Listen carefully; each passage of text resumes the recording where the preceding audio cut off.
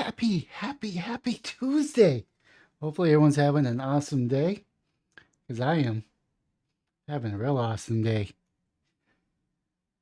I really need to not watch the news or pay attention to the news. I need to find more positive stories. I'm starting to feel my blood boil.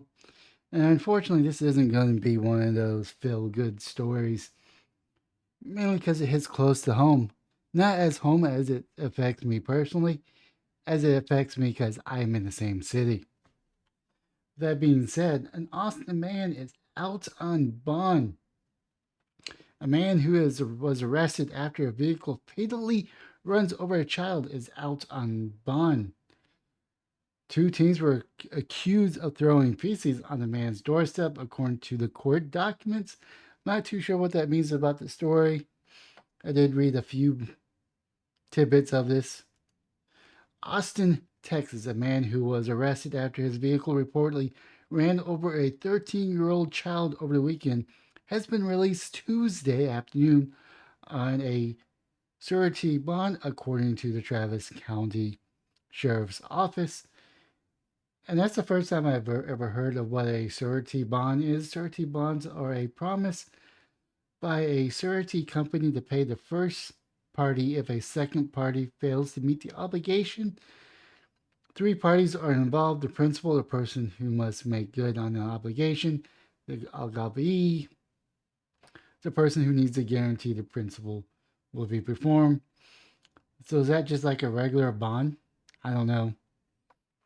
According to the court documents, the two juvenile subjects had possibly engaged in criminal mischief in the evening of April 10th, allegedly throwing pieces at Xavier Zarate's doorstep.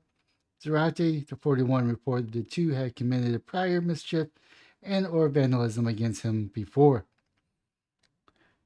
After Sunday incident, Zarate reportedly got into his Ford SUV and drove eastbound on the 1700 block of Marcus Abrams Boulevard to confront the juveniles.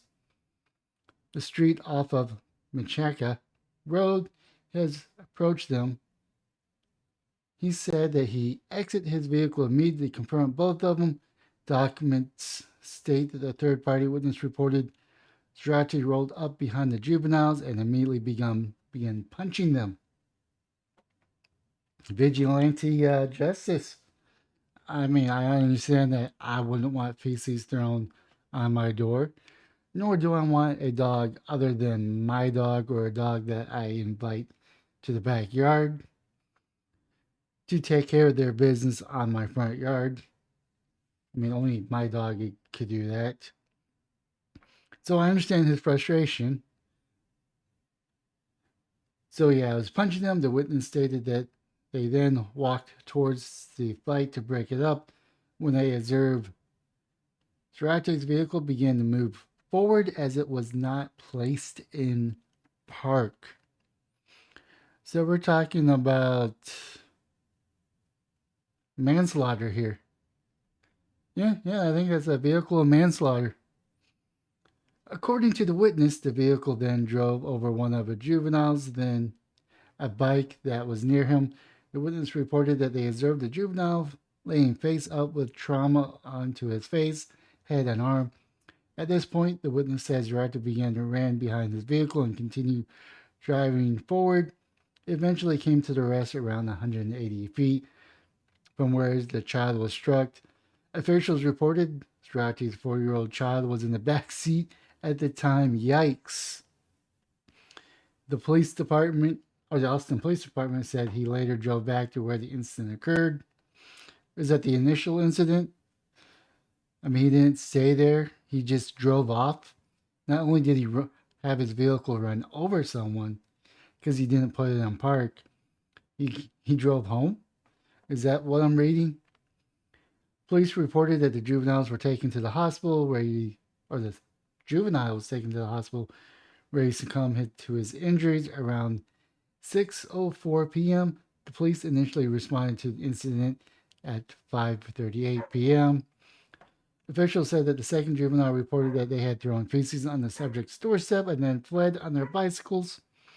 He reported that he heard Sriracha yell something along the lines that you're going to die tonight, you little S, before he began striking the other boy.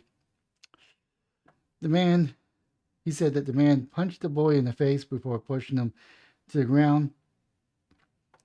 Zarate was charged with injury to a child with the intent to cause bodily injury, a third-degree felony. He was booked in Travis County Jail Sunday night with the bond set at $5,000. A whopping, I mean, I know that's a lot of money to a lot of people, but if it's like 10%, which is probably what, 500, a lot of people can come up with 500. Not everybody, not most people, but a lot of people. As of Tuesday afternoon, online records indicated that he was still in custody. Oh, Tuesday afternoon, as in updated today, published today. So he's still behind bars. Good. That's good. I mean, you made it sound like he was out on bond. I mean, this is a very misleading headline, KView. Is he out on bond or is he not out on bond? Or is he able to be out on bond? Or is this, wait.